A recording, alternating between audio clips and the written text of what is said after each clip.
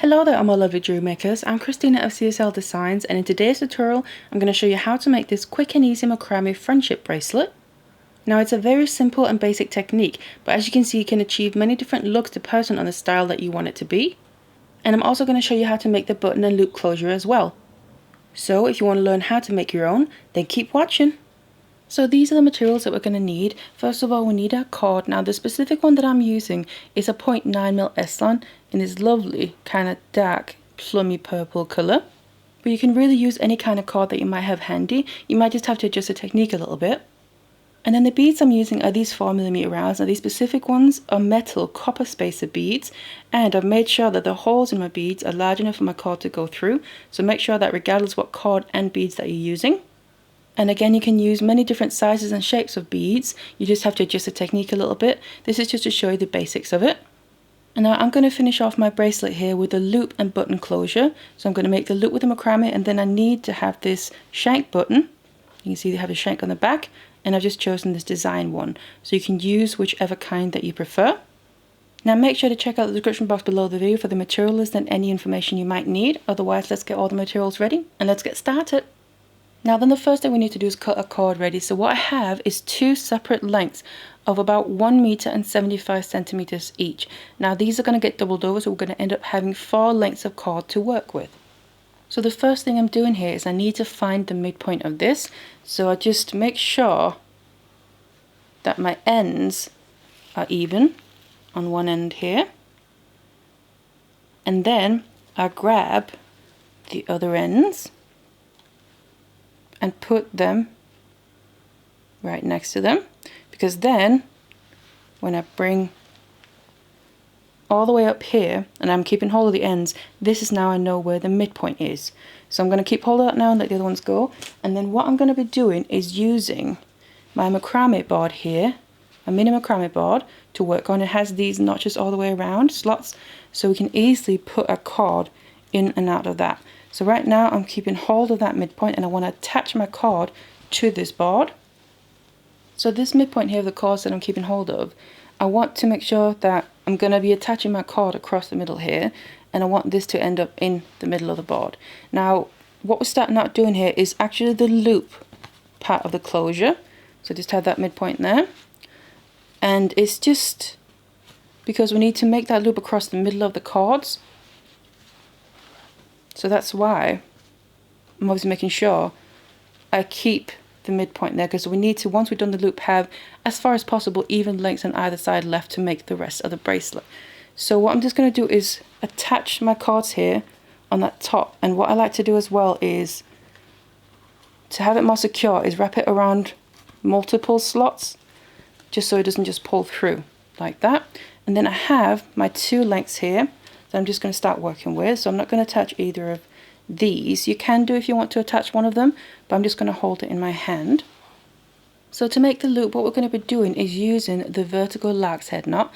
So that means one of these cords is going to be the holding cord through that, and the other one is going to be the working cord. Doesn't matter what side you're working on, depends what's most comfortable for you, but I'm just going to have this one here in my right hand. I'm going to hold on to that, be the holding cord, and then the other one here is going to be the working cord. So how to make a vertical lark's head knot is take the working cord over the top of, so if we lay it like this, of the holding cord, and then bring it back underneath and pull it through the loop here on that side. Make sure it comes through there, and now make sure you keep hold of that holding cord nice and taut as you're then tightening the working cord up to where that midpoint of the holding cord is. Now that's one half of the knot. Now we need to bring the working cord underneath the holding cord, and then back over the top and again through the loop. So it's basically the same, but just in reverse order. And tighten that right below the previous half, and then there you have your very first complete knot. Make sure to tighten that nicely. And then all you want to do now is keep making knots in this way. So just to show you again, you keep hold of the holding cord there, and then I take the working cord over the top of it, back underneath, and make sure to pull it through the loop. tighten that, and then it comes underneath, back over and through. So we go over first and then under, and creates obviously those ways of making the knot, and then that creates the complete knot. You can see now I have two complete ones sat next to each other. Now what I'm going to do, and what I prefer to do, is make 1/2 of the length that I need for the loop on this side here. And obviously you can measure that against the button that you're using, because if I just made the whole length using these cords on this side would be shorter than the other ones up here, and you might end up running out during making the bracelet, which you don't want. So I like making 1/2 of the length of my loop using these. Then I'm going to either flip my board around or just flip the cords around and then make the other 1/2 of the length I need using the other cords, but obviously using the same cord as the working cord. So I now have my length of my macrame here, and then I've taken it off my board because what we need to do now is then bring the two ends together, so make that loop shape. Now this is also how you want to test the length or size of your loop, to see how much macrame you need, how many knots you need to make, depending what button that you have. So I bring the two ends together, just keep hold of that. So just to check the button first of all, to make sure before I step any further that it'll fit. Now you want it to be able to go through easily enough, so obviously it's not too difficult to take on and off, but also you don't want it to be too loose, so it will just easily fall off while wearing it. So this is pretty good to me. So I know this length is good enough for the loop that I need for the button. Right, so now what we need to do is attach this to a different board, and then we're going to start making the main part of the bracelet. So I've now switched to using my project macrame board here, where I'm going to be putting these T-pins in throughout to help hold my bracelet in place, make it easier to work with. You can also keep using your macrame board, that's up to you. But what I'm then going to do is make sure that this section of macrame that I've just done, it gets the shape of the loop, and then I'm going to attach it to the board in that shape. And what I like to do is, when I put my pins down through my work, I kind of go in between the knots to avoid trying to go through the cord and damage it too much. So it's also easier to get the pins through anyway. So I push my pins through like this, and then I have the ends sitting, I just need to adjust that, the ends of my knot work here sitting right next to each other. Let's get this back in. And then we have the original working cord through this section here on either end are naturally going out towards the sides, and then we have two cords here coming straight down, which was the original holding cord. And as you can see, this is now, by making this loop, that we've doubled over all the cords. So we've now ended up with 4 cords here that we're going to be working with. But the first thing I need to do now is just fasten these ends together so the loop stays intact. So all I'm going to do is these 2 cords that come straight down, going to continue to be the holding cords. Then I'm going to take, first of all, the left working cord over those 2 holding cords towards the right. Then I'm going to take the right one over that, and then underneath everything in the middle, make sure to go underneath both of the holding cords, and then up through the loop here on the other side. Now this is just going to be making a regular square knot. Just make sure you hold the holding cords taut there, tighten that all the way up underneath. Now that's the first half. We need to then start from the other side. So the right one goes over, left one goes over that, underneath everything in the middle, and up through the loop on the other side. And again, hold the holding cords taut while you then tighten this other half. And we now have one full complete square knot. And you can always just pull at your holding cords a little bit through there to make sure we've got everything nice and tight and in place. And now the loop is fastened, so that's not going to go anywhere. But obviously I'm going to keep the pins there just because I want my board fastened, or my work fastened to my board, so I can now continue working with it. So now we need to get into the actual pattern. So throughout this pattern here, we're basically going to be alternating from side to side, and it doesn't matter what side you start with, it's going to end up the same anyway. I'm just going to start on my left side here, so that means the furthest right cord that's going out towards this right side, I'm just going to leave that out of the way for now, and then I'm going to focus on these 3 cords here, so the left working cord, and then also the 2 holding cords coming out from that knot. And then what we need to do is still just keep making square knots. So on this left side here, that means you're going to naturally have a cord that's in the middle, and then obviously the working cord on the left there, and then the other cord naturally towards the right. So that means the middle one is going to be the holding cord in this case. And I'm going to use the other two to make a square knot around that holding cord. Tighten that up. Now this is going to sit below the previous square knot, but just a little bit to the side of it, because obviously we're leaving that one cord out. So whenever you tighten, make sure to hold that holding cord taut, and then do the other side of it, or the other half, to get a complete square knot. And then tighten that. And now this is in the point where it'll be different depending what size and shape of beads you use, and maybe even the cord as well. Because here I'm using these 4mm rounds, like I said, which means I've just made one knot. I need to make another one, because we basically need to account for the spacing of the bead. So in this case I'm going to show you. Just simply make one more knot below the one we just made. Another full square knot here, so I end up with two right underneath each other. Just like that. Because then what I'm going to do is this furthest right cord that we didn't use in any of this just now, I'm going to take that, and then I'm going to take my bead and then add the bead onto that cord. If I can get it through, there we go, that's the hole. And then let it drop all the way down, because then that bead is going to sit next to the knots basically that we just made. So basically what we need to do is make the amount of knots that accounts for the space the bead takes up. So say if it was a larger bead, for instance this one that I made here, you can see the larger bead you'll need to make more knots. So for this one here I did 3 knots next to the large bead, but I still stuck with 2 knots next to the smaller beads. So that's just something to account for depending what materials that you use. But in this case here I'm going to use my 2 knots because I have the 4mm beads. And then we've made the knots, I've added the bead, so that means I now need to swap to this other side and also cage that bead in place. And in doing that, that means the furthest left cord is going to just go out of the way for now, while I make knots towards the right side here. Now on this right side, what I like to do is basically start my knots from the opposite side. Normally I would bring the left one over. It doesn't really matter, you don't have to do this, but I prefer to then take my right cord to begin with. And again, you're going to have one that's natural in the middle. That's the one that's going to be the holding cord. And then I bring that over the holding cord, and the left one comes over that, and then underneath, and then to come up through. So you can see we're just starting from the opposite side.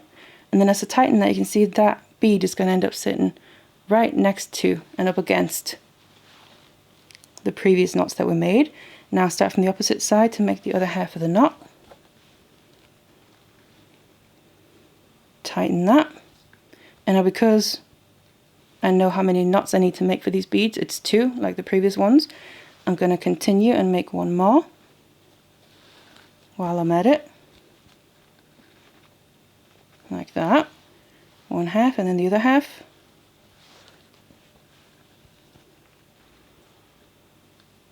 Just like that. And before I can make any more knots, I need to then let's take these 3 out of the way, take the cord that I put out to the left side that we didn't use for this section, and then add a bead to that.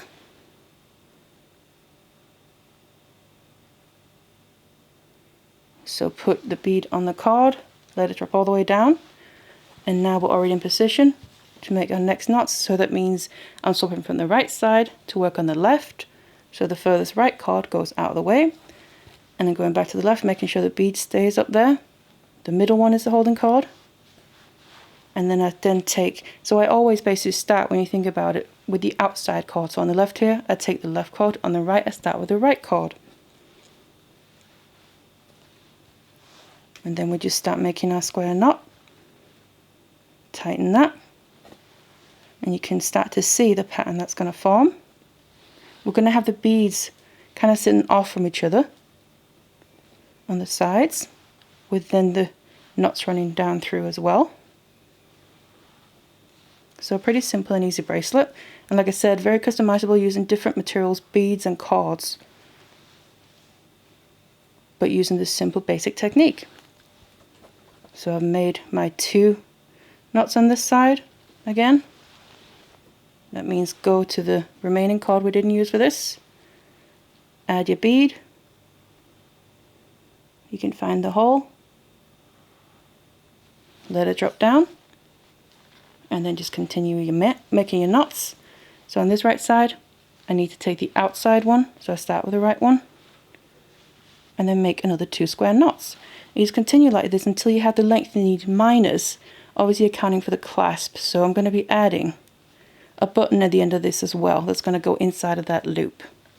So I've now reached the length that I need, and where I've ended up is I've made my knots on the right side here, and then I've added the bead on the left that's going to sit next to them. And then if I was going to just continue with the pattern, we're going to make knots on the left side underneath that bead there to cage it in, and so on. But instead of doing that, we need to now start finishing it off. So like I said, I have added my next bead in there, but instead of just making the knots on this left side using these 3 cords, we also need to remember to bring back in the original one. So basically how we started out before we actually start making the pattern. So what we're going to do is the 2 middle ones here, we're going to use as 2 holding cords. Then we're going to take the outer 2, making sure that bead stays up in that space. And then we just need to make a square knot with both of these 2 around these 2 holding cords in the middle. And as I tighten this, it gets tightened beneath the previous knots, and making sure that bead stays trapped in that place. And then the other half to make it a full square knot, because then the bead is caged in place. And also we collected all our cords again, and we're starting to now get to the point where we can finish off the bracelet and also add in our button as well. So I have my button handy here because we need to add that in, but before we do that, what I like to do is just make a little spacing here, because if we add it in just now, it's going to overlap the bottom part of the bracelet just a little bit and kind of cover some of those beads. And to avoid that, I'm simply just going to do an extra couple of square knots. Now before I do, I like to just kind of keep hold of these 2 middle holding cords and just push up, just to make sure there's no loose cords anywhere. But then all I'm going to do is make a few square knots. How many you want to do is up to you really, but I'm going to make about 3 in total. So I've already made the one, this is going to be the second one, and then a third one as well, because then we want to add in the button. So what I'm going to do is take the 2 middle cords there, 2 holding cords, and just add both of them through that loop on the button, and then you can just push it all the way down. And you can see as I do that, it's going to create more spacing so we can actually see all the beads and the button doesn't overlap any of them. But then once you've done that, we need to then make sure it's pushed all the way up so it kind of acts like a bead. And then I take my 2 working cords again, and all I'm going to do is make another square knot below the button, and then make sure that when you tighten this, it goes on the other side here, and then that traps the button in place. And just do the other half for a full square knot and get it nice and tight. And you can see we now have that in place. Now I personally like to make more than just one on this bottom side of the button, just to give it a little bit more security. So I'm going to make another full one just after that previous one, because then after we've done this, all that's going to be left to do is actually get rid of the excess cord. So tighten them nicely, make sure they're nice and tight, and then we can remove this from our board. So to get rid of the cords here, we have a few different options. If you're using a natural cord, what you're going to have to do is add some glue and then cut off the excess once the glue is dried. But if you're using a synthetic cord like I am here, then what we can do is use a lighter to cinch down the end. So obviously it's up to you what you prefer. But to do that, what I'm going to do is first of all, using a pair of scissors, cutting down the length of the cord so we just have a short little length left. So just usually do one at a time or so. So a short little length like that, just of a couple of millimeters. And then you take your lighter, and obviously be careful because it does have a naked flame and it does get hot. But then all you do is basically melt down that little end of the cord, just like that, and then you can always use the lighter. I tend to do that and kind of push it in. Or also I like to finish off by just a little bit of melting again and then pushing it in with my finger just to kind of round it off nicely. And it seals it in place. So obviously we get rid of the excess cord, but also seals it so the cord and the knot isn't going to come undone. So you just want to do that with all of the lengths here, and then you've finished off the ends and your bracelet.